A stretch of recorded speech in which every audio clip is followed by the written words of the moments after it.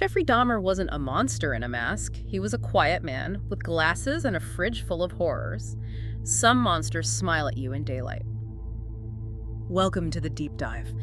We take stacks of sources and pull out the key insights you need. Today, we're doing a deep dive into Jeffrey Dahmer, trying to understand the disturbing reality behind what looked like a very normal life. Yeah, our aim isn't just to recount the horrors, but to really dig into the sources, understand the layers here. How did this happen? What can we learn from looking closely at the details? It's genuinely unsettling when you picture it. Milwaukee, late 80s. Oxford apartments. Right. And Dahmer's just this quiet guy, worked nights, kept to himself. Neighbors didn't report anything strange. Some even said he was polite, offered them food, sandwiches. And yet, inside apartment 213, it was a completely different, horrific story. That contrast is precisely what's so disturbing, isn't it? Right. The sources really emphasize how that outward normalcy, it functioned as a perfect disguise. That's what we want to explore, how that mask of normalcy worked. Exactly. This wasn't some obvious villain. He was just there, part of the everyday scenery. Which makes it even more terrifying. To really get a handle on this, we probably need to go back to his early life. Definitely. He was born in 1960. His father, Lionel, a chemist described as bright, logical, but maybe emotionally distant. Yeah, and his mother, Joyce, struggled quite a bit with her mental health. Panic attacks, heavily medicated, even when she was pregnant with Jeffrey. So the picture the sources paint is, well, not a stable home environment, lots of loud arguments apparently. And maybe worse silences in between, just a lot of chaos. When you have to think, those early years, they form a foundation, right? A shaky one, it seems, in this case. That lack of emotional security often comes up when trying to understand extreme violence later on. And even as a kid, there were. Well, looking back, they seem like red flags. He was withdrawn, didn't laugh much, didn't really make friends easily. And the fascination with dead animals. Right, collecting roadkill, keeping bones, bleaching carcasses.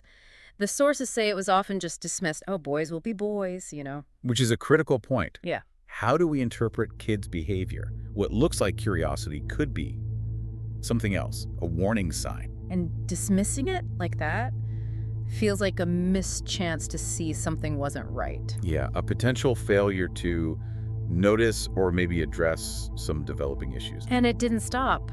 High school.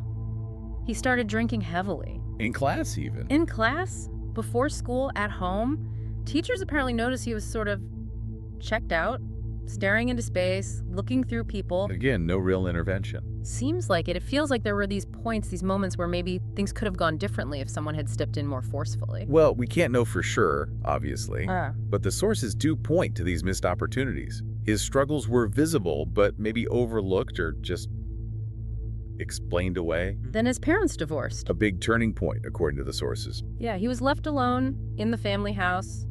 No supervision, no real support, just him and his thoughts. And these urges the sources mentioned were growing stronger. That isolation, especially after the family broke up, seems really significant. No structure, no one checking in. It might have just let those darker thoughts fester, you know, without any kind of check. Which leads us directly to that summer, after the divorce. This moment, the sources pinpoint as critical. Stephen Hicks, yeah. A hitchhiker he picked up, had a few beers, talked. But when Hicks wanted to leave, something snapped. That fear of being alone again, abandonment, it seemed to just overwhelm him and led to that first awful act. The sources really stress how impulsive that first killing seems to have been, driven by that deep fear. It wasn't like the later, more calculated crimes, but it was crossing a terrible line. And what's really chilling is how easily he seemed to get away with it initially. Yeah, got stopped by police, right? With garbage bags in the car. Exactly, bags with evidence, but they didn't really question him deeply. He drove off. And in his mind, according to the sources, that registered as the perfect crime.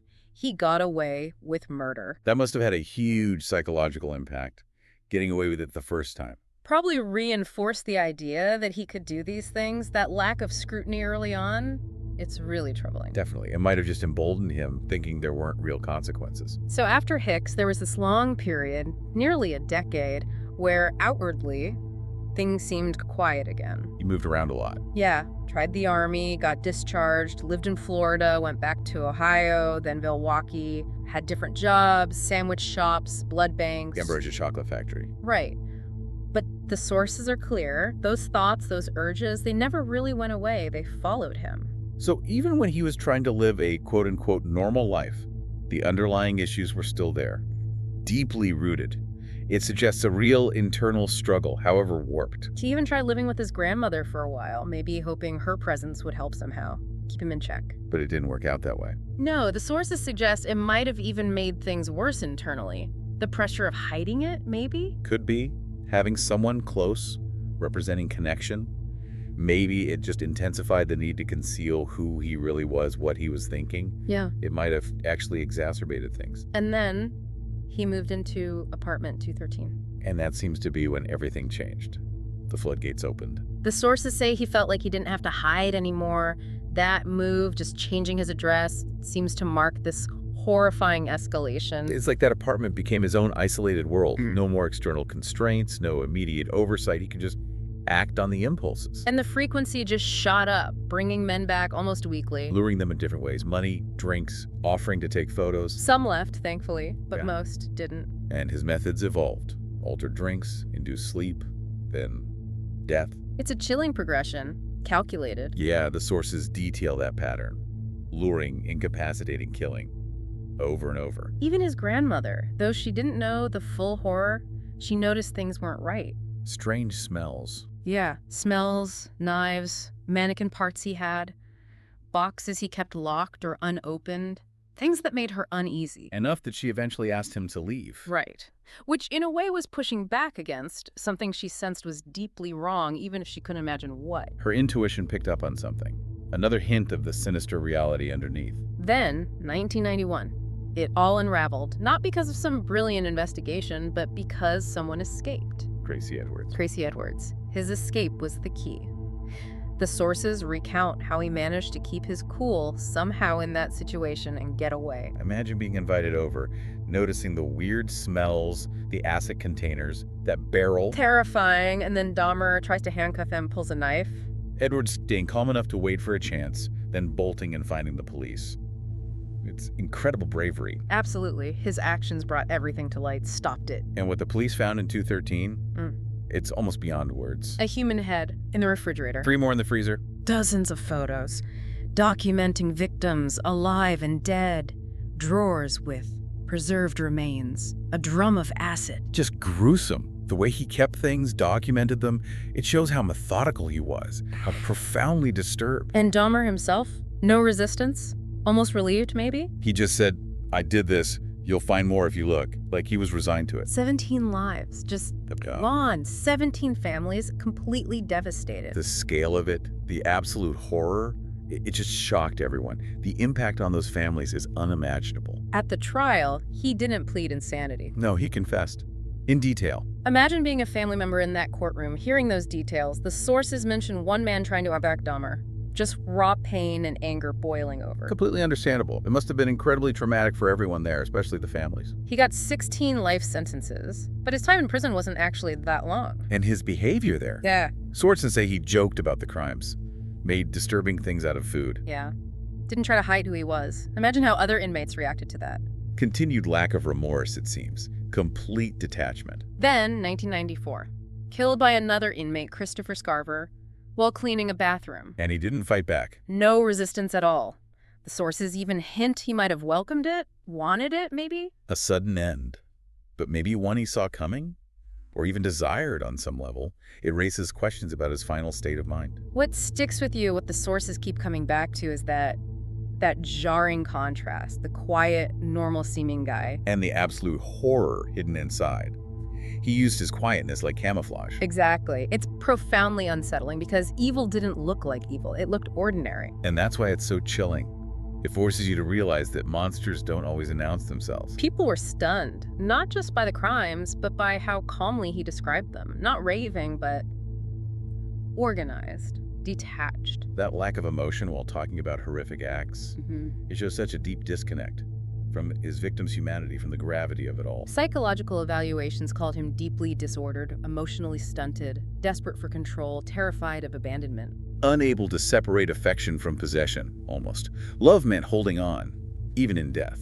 It offers some insight, maybe, into the why, the motivations, deep issues with attachment, control. But after it all came out, everyone wanted an explanation. Blame the parents, the media, the drinking. But the sources suggest there's no single easy answer, right? How does a kid collecting bugs turn into that? It's probably a mix of things. Yeah. His upbringing, his psychology, maybe societal failures to see the signs. No one explains it all. It's mentioned he got a lot of letters in prison. Yeah, everything from morbid curiosity to people trying to understand or even save him. He rarely replied, apparently. But he did get baptized towards the end. Yes, through correspondence with a religious woman who believed he could be redeemed. It's a strange, complicated footnote. In the end, he was cremated. No grave. But his legacy, the story, it persists. People still debate what he was. Predator, broken man, product of neglect, pure evil. Maybe all of the above somehow. The lack of a grave kind of mirrors the lack of easy answers, doesn't it? The horror and unease remain. And maybe the most disturbing question the sources leave us with is, how many others are out there? Living among us, unnoticed, trusted. Because they don't fit our idea of a monster. Dahmer wasn't hiding in the shadows. He lived upstairs, said hello, offered a sandwich. And behind his door, a private hell. We only saw it when it was far, far too late. It's more than just a crime story. It's a warning. A deeply unsettling one. It shows how deceptive evil can be and why we can't just rely on surface appearances. Monsters don't always look like monsters. If this story shook you, like, subscribe, and join us tomorrow for more true horror.